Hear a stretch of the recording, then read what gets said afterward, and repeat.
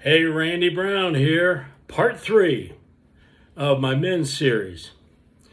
We're looking into men who conveniently hide, conveniently create a secret life, are involved in some addictions, some behaviors that aren't becoming of them in their true sense, yet we do those things, myself included.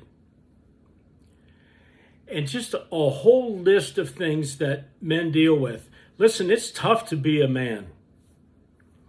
In today's world, with or without a family, it doesn't matter. I mean, you have a lot of responsibility. And we are really good at not speaking out about what's really going on. So the third part of this series is about your health. And how does the health figure into all this? Well, let me tell you a little bit about my attraction to alcohol, which started at age 18. The first time I had a drink was after graduation at the end of my senior year. All the sports are done, all the schoolwork is done, graduation. That's the first time I had a drink. And I worked really hard the next 37 years to catch up on what I might have missed. And I will tell you this, that I'm not enamored by any of the tastes of alcohol, whether it be liquor or whether it be beer, whether it be wine. My one and only goal in drinking was to get to this place, this nirvana-like place, where I really didn't think about anything negative, anything I had to do the next day that was demanding. It was a really just a kind of a warm, awesome place to be. And most of the time I'm with my guys and we are laughing our ass off, having a great time, got the music going. And to be in that place became a really special result of drinking. If I drank by myself, it was the same thing. I could find that place. I was really adept at finding that place.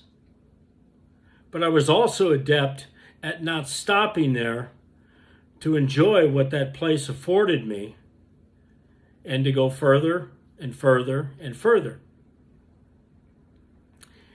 And, I was just one of those, if I'm going to have a couple, you might as well have 14.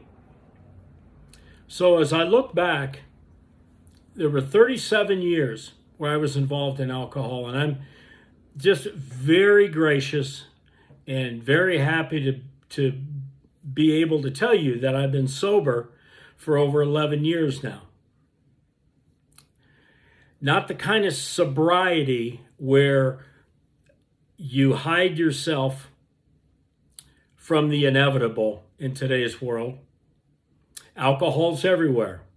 People love to have fun with alcohol. People like to be bored to death and add alcohol to have fun. There's a lot of ways to do it. Well, I'm a huge music connoisseur, and I've been all over the country chasing music. And I see a lot of shows. I'm around alcohol every one of those nights. I'm around alcohol every football tailgate, and I'm at a lot of them every year. So I follow my Hawkeyes home and away. And almost any place you go socially, there's going to be alcohol. And I am just so thankful. And I think because I understand now what the cost of alcohol at that pace for that long did to my body. I never would have said it would happen. But I deal with a lot of things health-wise that I wish I didn't. And one of them is type 2 diabetes. I did not take care of myself. My MO, pretty much my whole life, has been overwork, because my thing was if I can get another hour in to beat the competition, we might have a leg up when we play them or when I go against someone. And work hard while I'm doing it. Work hard, play hard. I've never been a good eater. I've never ate on a schedule. The thing of 3 meals is foreign to me. The thing of 1 meal is pretty common, and maybe a little snacking. I've just not been a good meal guy. Consumed a lot of sugar. Love sugar. Love sugar. And even that bullcrap they put in Diet Pepsi and Diet Coke. And I knew that. I just kept right on chugging those things down. So, sort of on and on and on. Now, I do like my good food, but I accompany that with just not eating wisely. Not enough protein. Certainly not enough protein. And I'm sure too many carbs, I know too much sugar. And I ran on a mentality where it was going to be okay. It's really interesting. I turned 66 in August. And about 2 months ago, it hit me. And I don't know if part of it had to do with the fact my daughter, Claire, was asked in marriage by her boyfriend. So her impending wedding. And just thinking about if we're fortunate enough to have grandkids, and Claire's fortunate enough to be able to have kids. That's that part of life that I want to be there for. I think a lot of things added up. But, man, I had a come to Jesus meeting, and Jesus wasn't there. It was just, well, he was there because he's always there. But it was just me and me. And said, hey, listen, fool. You got to get right. You got to get healthy. Type 2 diabetes is no joke, because you're a second from type 1 taking insulin every day, and then it owns you. And then I read about and studied and researched about people who claim and have proved that they can not put type 2 diabetes in remission, but reverse it. I got fired up. And you know me, I like a challenge. I'll go for it. I'll go for it. I'm the one of extremes. Everything is in extreme for me. So I figured, hey, if it's possible, I'm going to do it. So I've lost 24 pounds. I still don't eat a lot, but that's because I'm on the keto diet, which basically says you can eat these foods, you can't eat these foods. That's pretty simple to me. And there's some fasting that goes with it. Now, I didn't try to lose the weight. I just lost it. So if you want to lose weight, I hope you're listening. If you don't need to lose weight, I hope you're listening. I hope everything I say, I'm not a doctor, I'm not a health guy, I don't work at Whole Foods, I don't know any of this stuff. I'm pretty ignorant about a lot of that because I didn't pay any attention to it. I didn't care. It didn't mean anything to me. You get to be 66 and you're almost 70. I didn't think people even live till 70. It's unbelievable. But we live in a different world now. My coach, Neve D. from Switzerland, from Geneva, Switzerland, her goal is to live till 121. And you might laugh at that, but the more I hear her talk about it and the way that she has researched it and takes care of her body, and people are living a lot longer, I wouldn't doubt it if she does it. So I just want to squeeze all I can out of this. Life has been a blast. I love being around people. I love meeting new people. I love music. I just love trying to be the best I can be. And I'm not going to leave this earth any quicker than what I need to, I hope, because it might not be my choice. I just might not see that bus. If it's something that's under my control, then I'm going to do something about it. It's really simple to me if you think about it. Okay, it's this. I've had, and I'm a Diet Coke guy, I just didn't have a Diet Coke sitting around. I'm a Diet Coke guy, but I've had 1 million Pepsis, which means I've had about 8 million Diet Cokes. To this. Sparkling water, right? Man, would I've laughed at that in the past. This stuff's not bad. Doesn't taste that bad. No sugar, no calories, none of the crap. If I can't make that shift, I don't care about my own life. Think about that shift. Come on. Really? We live in such a world of convenience, and we are used to bad habits. Go to the 7-Eleven, the Come and Go, whichever you have, Quick Trip or whatever in your locale.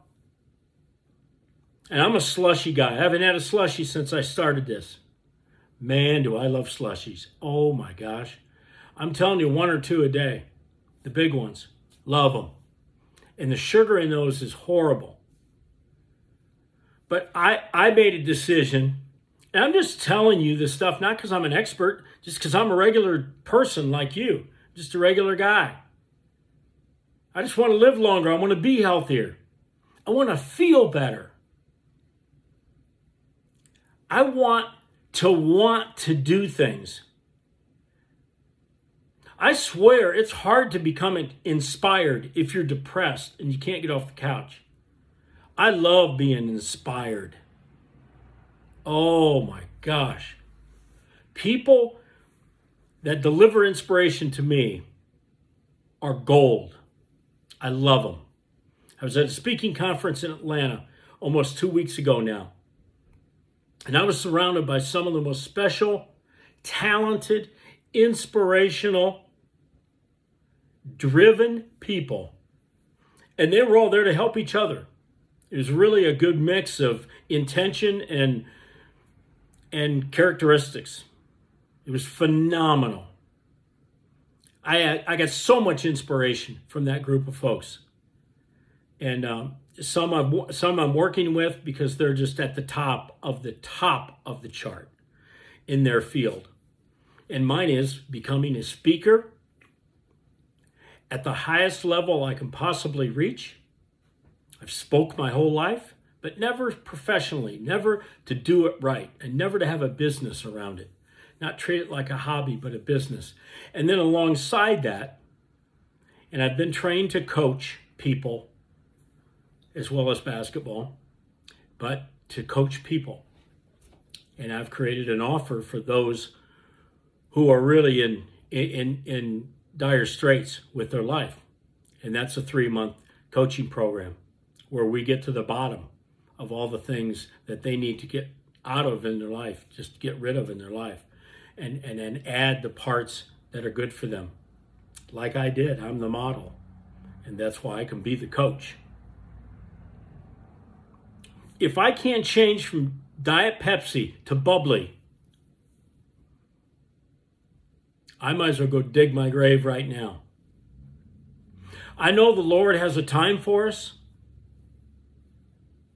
There's a day and a year and a time on the clock, AM or PM, where he's going to call us home. And I am good with that. So I'm all good with that. What I have control over, I'm going to have something to say about it.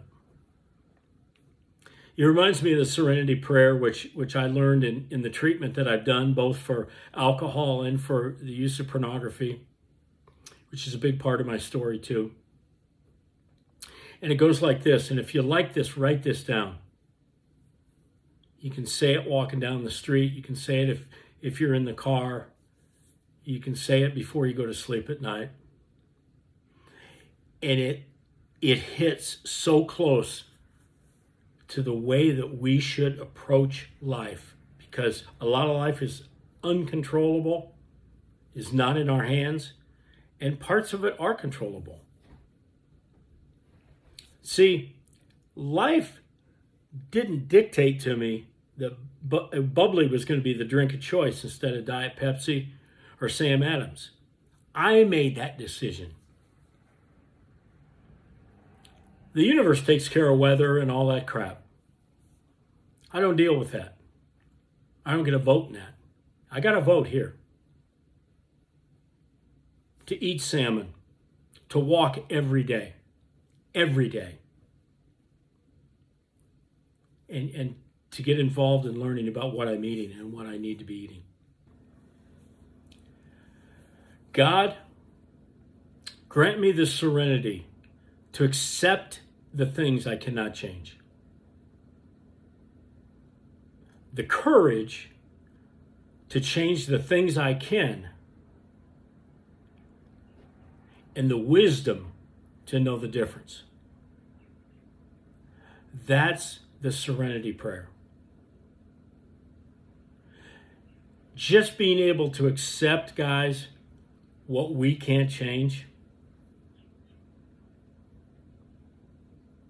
If you can get really good at that, your life becomes so much smoother and it's so much more in alignment than you could ever imagine, because we expend a ton of energy, which turns into anger a lot of times and comes out in all kinds of ways when we can't accept what is. So I want to wrap this up on health. Again, I'm not a dietitian, I'm not a doctor, but I'm smart enough to know at 66, I've got to make this life of mine by the things I can control as long as possible. Because I like it. I like being around. And so hopefully there are parts of my story that you can resonate with. You might say, yeah, but RB, I'm only 31. I'm going to be, you know what? That's your choice. And again, life is choice. If at 31, you want to continue to drink 16 beers a night and just raise hell and eat all kinds of bad food and blah, blah, blah, blah, blah, blah. I mean, I wouldn't be the one to tell you you shouldn't do that. I would implore you and recommend that you don't, but I'm not going to cast a stone, because I've been there. I'm just telling you what I'm all about. But when I work with men, believe me, we'll be talking about the things that have worked for me and worked for an awful lot of people in this world when it comes to your health. Your health is everything. My health is everything. Numero uno. So let's make good choices and replace poor choices with good choices. Let's replace poor habits. Let's replace smoking a half a pack of cigarettes a day with walking 20 minutes a day. Now there is something you are in control of. Look forward to part 4, and we'll see you then.